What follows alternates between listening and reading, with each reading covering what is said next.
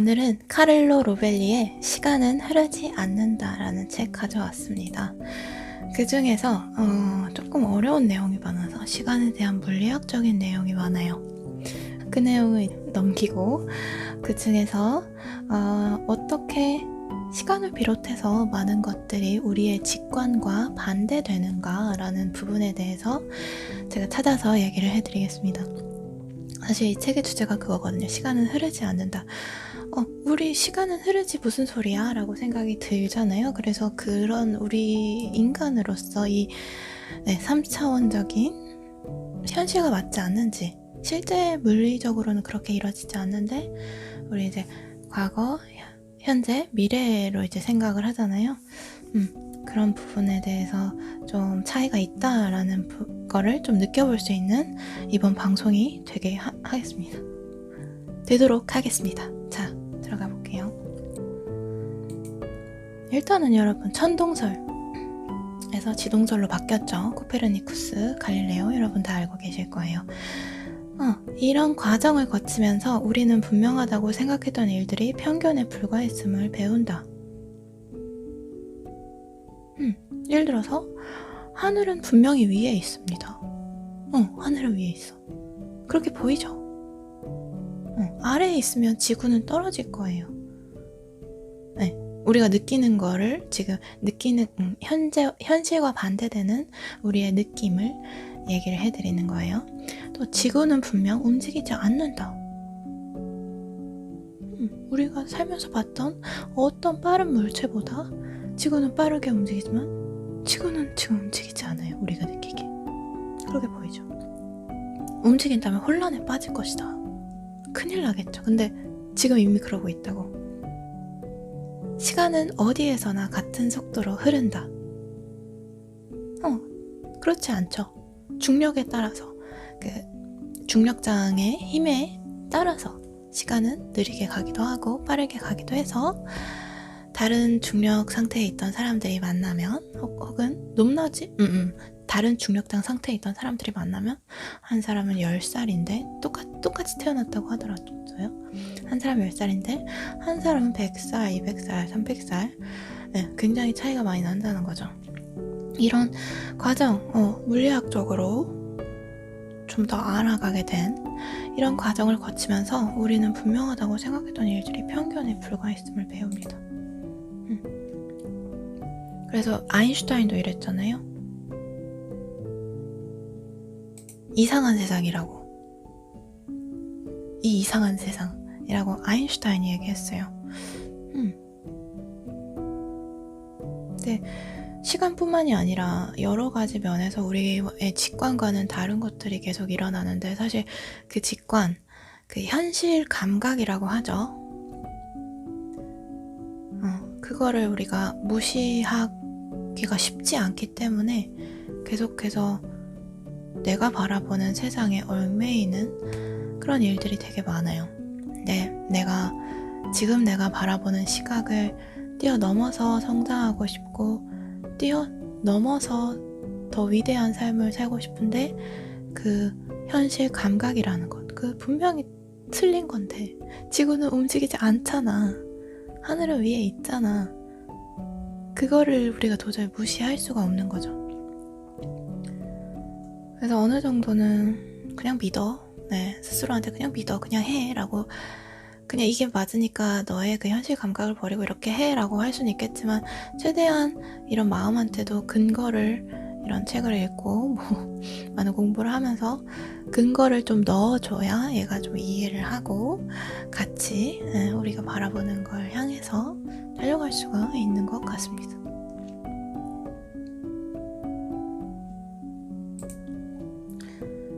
현대 언어의 문법은 대부분 동사를 현재, 과거, 미래, 시제 형태로 변화시킨다. 그러나 이는 매우 복잡한 세상의 실제 시간 구조에 대해 말하기에는 적절치 않다. 문법은 우리의 한정된 경험에 의해 만들어졌고 점점 거대한 이 세상의 풍부한 구조를 포착하면서 이러한 문법은 정확하지 않은 것으로 드러났다. 이 책에서 얘기하는 게 시간은 흐르지 않는다죠. 각자의 시간이 다르고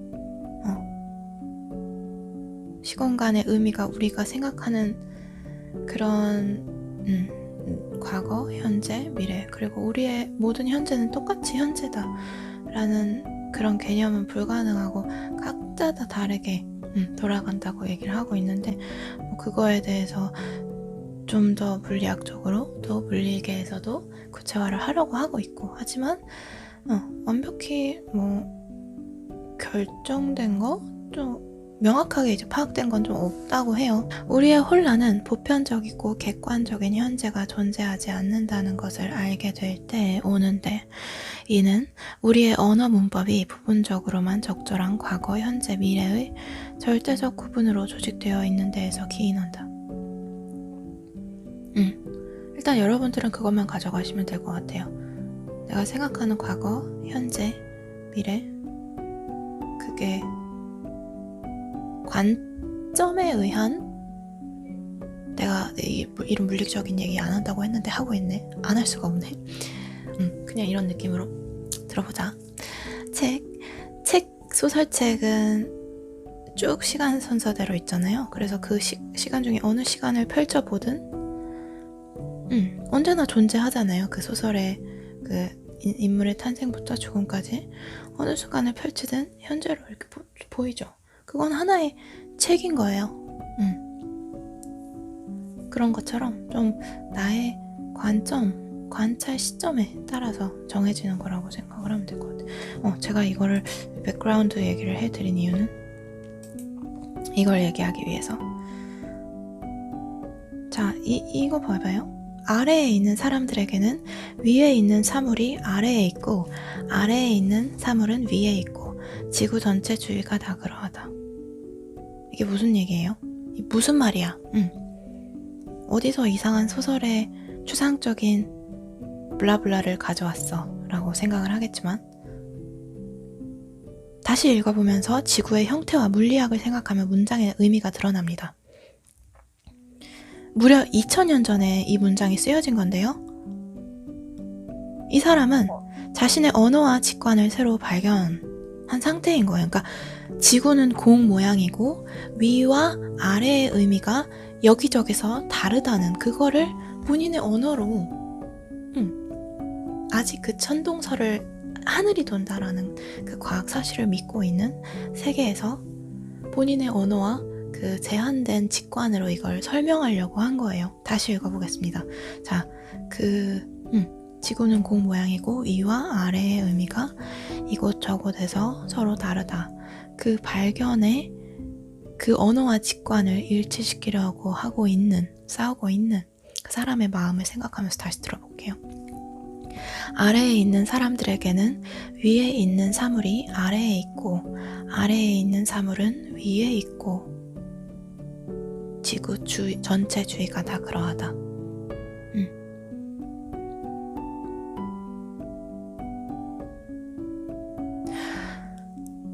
들어보겠습니다, 여러분. 우리도 같은 상황에 놓여 있다. 우리의 언어와 직관을 새로운 발견, 곧 과거와 미래의 의미가 보편적이지 않고 이곳과 저곳에서 달라진다는 새로운 발견에 합치시키려 싸우고 있으니 말이다. 다를 것이 하나도 없다.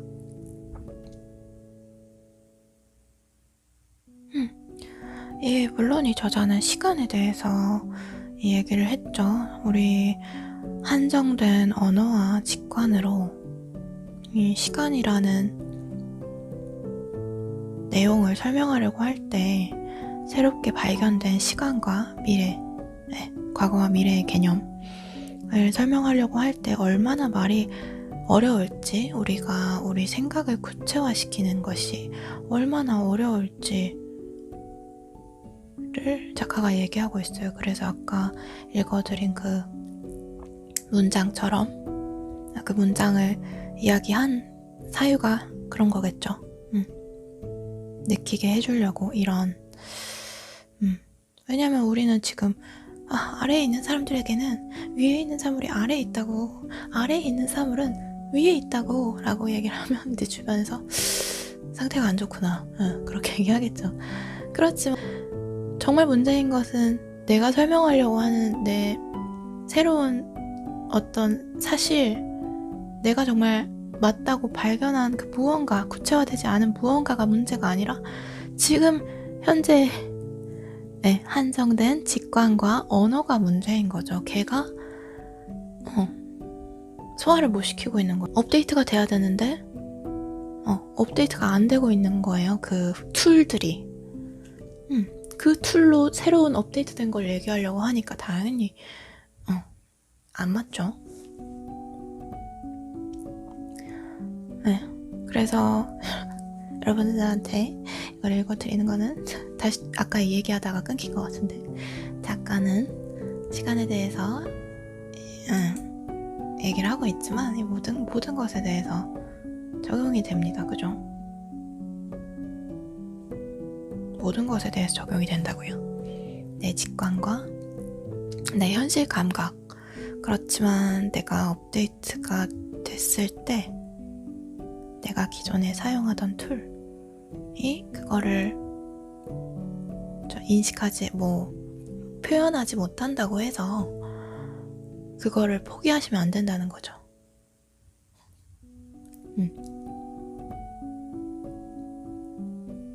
태어나서 색깔의 개념, 냄새의 개념 이런 거를 처음 배웠을 때 그걸 어떻게 설명했을까죠? 그걸 받아들이는데 굉장히 오래 걸렸을 거예요. 그걸 구체화하고 표현하고 내 마음속에서 어떤 개념으로 만들기까지 작업이 있었을 거라고요. 그리고 그 작업 동안 우리는 사회에 이미 그거를 다 알고 있는 어른들, 사회의 지지를 받았고 그들과 똑같이 이제 색깔, 냄새 이런 것들에 대한 개념, 음악에 대한 개념을 구체화했죠. 음악을 전혀 모르는 사람이 처음 음악을 들었다고 생각해보세요.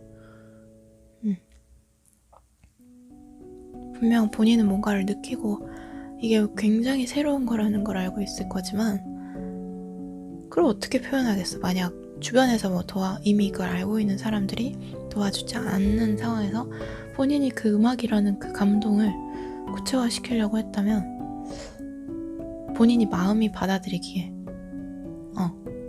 딴 사람한테 설득하지 않아도 돼. 내 자신조차도 그걸 어떻게 어떤 개념으로 받아들이기까지 그건 음표, 화성학 이런 것들을 전혀 그런 것들이 없는 상태에서 구체화하려고 했다고 생각을 해보세요. 그러니까 여러분들이 느끼고 있는 것, 생각하고 있는 것 아직 세상에 나와 있지 않다고 하더라도 여러분조차도 그걸 어떻게 키워나갈지 모르겠다고 하더라도 어떤 형태로도 이제 계속 가져가셨으면 좋겠습니다.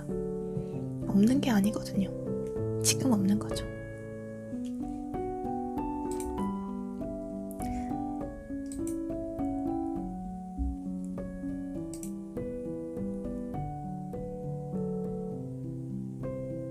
우리는 만남과 교환의 네트워크를 통해 성장한다.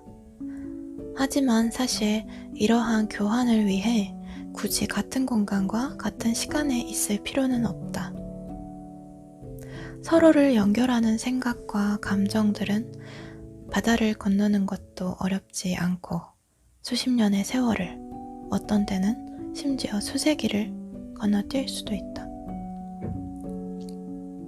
이는 얇은 종이 혹은 컴퓨터의 마이크로칩, 그들과의 사이의 작용과 연결된 덕분이다. 우리가 그 네트워크의 일부분이다.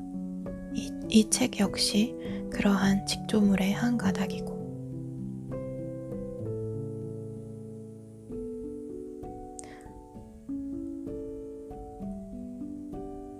이제 내 옆에 있는 사람, 내 주위에 있는 사람들과 더 많은 얘기를 하지만 여러분은 나와 이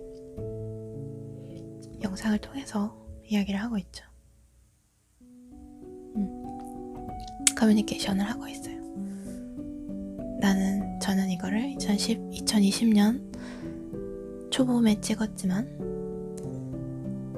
여러분은 이걸 언제 보고 계실지 모르죠.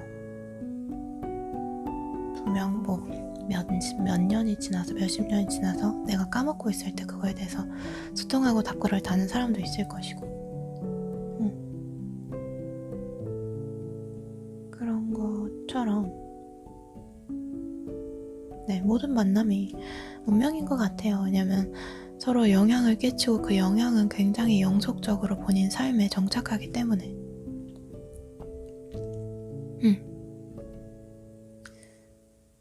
그래서 굳이 어떤 위치적인 문제, 시간적인 문제, 위치적인 차이, 시간적인 차이 이런 거를 이제 넘어서 연결하고 소통될 수 있다는 게 참 신비롭죠. 그리고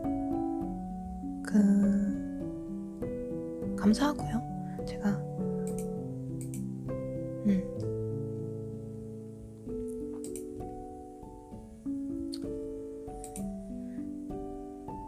하늘이 매일 우리 주위를 도는 것처럼 보이지만 사실 회전을 하는 것은 우리다. 하늘이 매일 우리 주위를 도는 것처럼 보이지만 사실 회전을 하는 것은 우리다.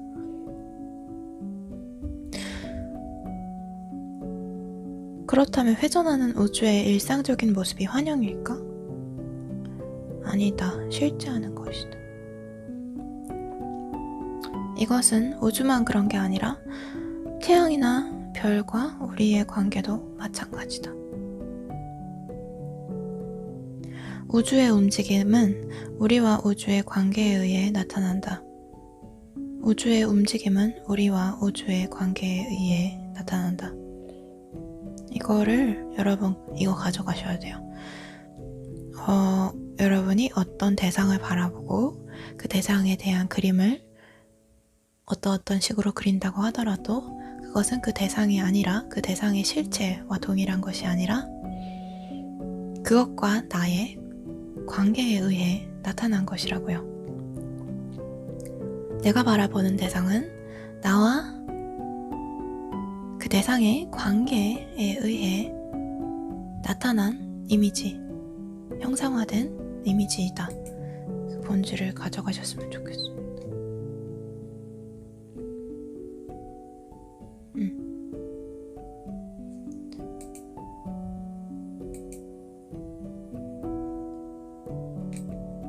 그것이 그렇게 달이 그렇게 보이고 별이 그렇게 보이는 것은 우리 지구별의 나의 독특한 이동 방식에 기인한 것이다. 이것은 모든 여러분들이 만나는 모든 것에 대해서 적용이 됩니다. 내가 사실 그 대상이라고 속성화 시킨 것이 그 대상이라고 보고 있는 것이 나의 독특한 이동 방식에 의한 것이라고. 나의 독특성에 의한 것이라고요. 내가 바라보는 그 대상의 모습이 실제 그 대상에 관련된 것이라기보다는 나의 독특한 운동성, 나의 독특한 특성, 그것에 의해서 형체화된 것이라는 그 깨달음과 함께 오늘 방송은 마무리하도록 하겠습니다. 봄이 초봄 맞죠? 여러분 지금 3월 중순인데 초봄 맞나? 겨울 말겨울이라 그래야 되나? 겨울의 끝자락이라 그래야 되나? 날씨가 따뜻해지고 있습니다. 그런데 이제 미세먼지 플러스 코로나 나갈 수가 없어요. 수영장에 너무 가고 싶어요. 저는 수영을 좋아하기 때문에.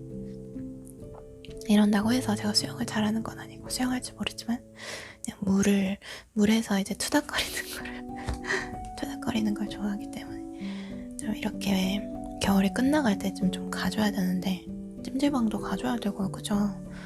갈 수가 없네. 나가고 싶다.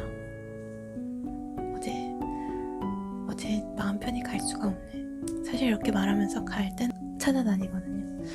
어떻게 조심해야 돼 이러면서 이제 마사지 받으러 가고 카페 가고 할 거 다 하고 어떻게 마음이 불편해 이러면서 가고 있어요. 네. 여러분, 네, 저는 재택근무라서 이제 일을 하러 돌아가 보도록 하겠습니다. 네. 여러분도 재택근무 하고 계시나요? 네, 저는 격일? 약간 일주일에 2-3번 지금 재택근무 하고 있는데, 네, 좋네요. 모르겠어. 나가는 게 좀 더 마음이 좀 활동적이 되니까 그거는 좋은 것 같긴 한데, 또 나가면 너무 피곤하거든요. 어제 회사에 나갔는데 정말 피곤해. 와, 너무 졸린 거야. 일요일날 그렇게 많이 잤는데 이 주 5일째 어떻게 했지 싶을 정도로 너무 피곤하더라고요. 다 장단이 있는 것 같아요. 언제나 장단이 있는 것 같아요. 이제 그 상황상의 기회를 다 잘 이용을 해야 되는 거겠죠. 그렇기 때문에. 네. 여러분, 좋은 밤 되시고 좋은 하루 되시고, 저희는 꿈에서 좀 더 이야기하도록 하겠습니다. 자, 꿈에서 만나요. 잘 자요.